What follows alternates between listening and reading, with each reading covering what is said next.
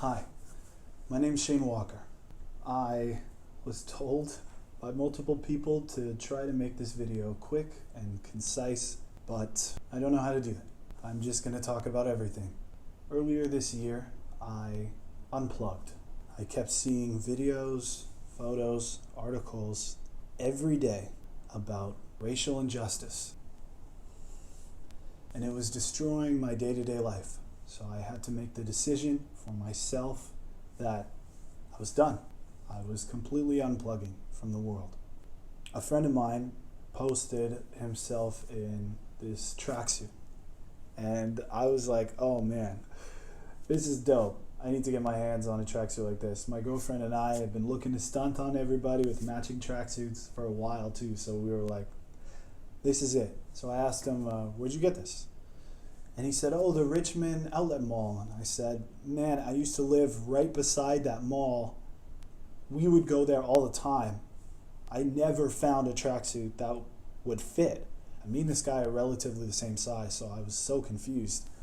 And he said, no, man, you just got to be, a hustler about it. You got to just keep going back, and eventually you'll find it. So about a week later, the girl and I decided, yo, we're going. So I show up there, and I find a tracksuit, an even sicker color than the one that he had. And I laid the tracksuit on a pile of clothes. I took a photo, and I sent it to him. And I said, check me out now. Like, I'm balling harder than you are, And he sent back, where are you?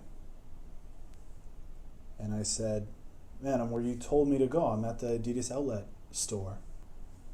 And he didn't say anything back. So I sent another message saying, are you jealous that I found this color and I'm going to be stunting on everybody with it? And he read that and he didn't respond. So, what the hell? And I checked this guy, he just posted a story. I'm like, okay, so he's reading it, he's not responding. And I check the story and I see a sea of people all wearing black with Black Lives Matter signs marching in the street. I had missed the first protest. Not only did I miss the first protest, I missed it while I was shopping for clothes.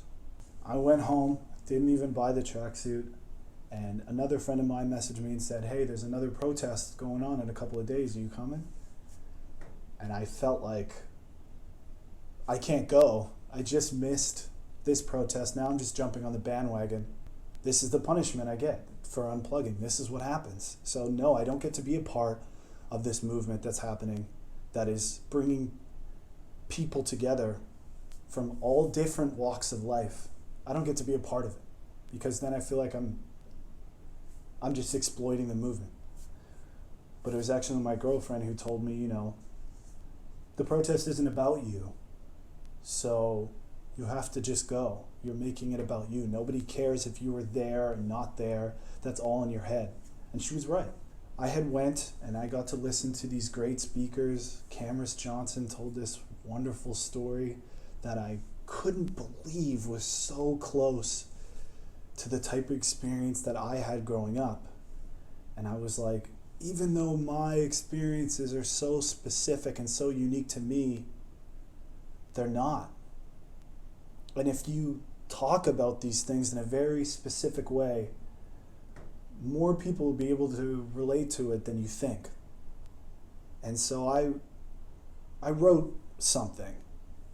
It was kind of a short film, kind of a play, but it was evil and angry because I was angry, And I sent it to a few people, and their feedback was just like, hey, maybe you should just make one person super evil with no redeemable qualities and make the other person just a victim, because that's what's happening.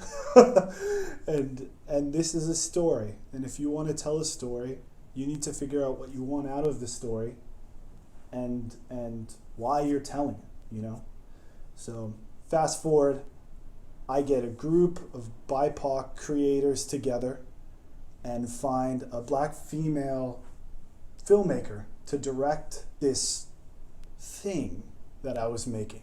It turned into this wonderful short film. She basically let me know it was okay to say everything that I wanted to say. And it was okay to make a character that I felt like was a villain more three-dimensional, because people on the other side of political discourse than you don't think that they're the villains, right? These characters didn't become protagonists and antagonists anymore. They were fully fleshed characters that have a conversation that I felt like needs to be had. It talks about racial fetishization, colorism, and the dangers of unplugging like I did. It's not a light film, but I am very excited about what this film could mean and what this film could do. And I need your help to get there. Thanks.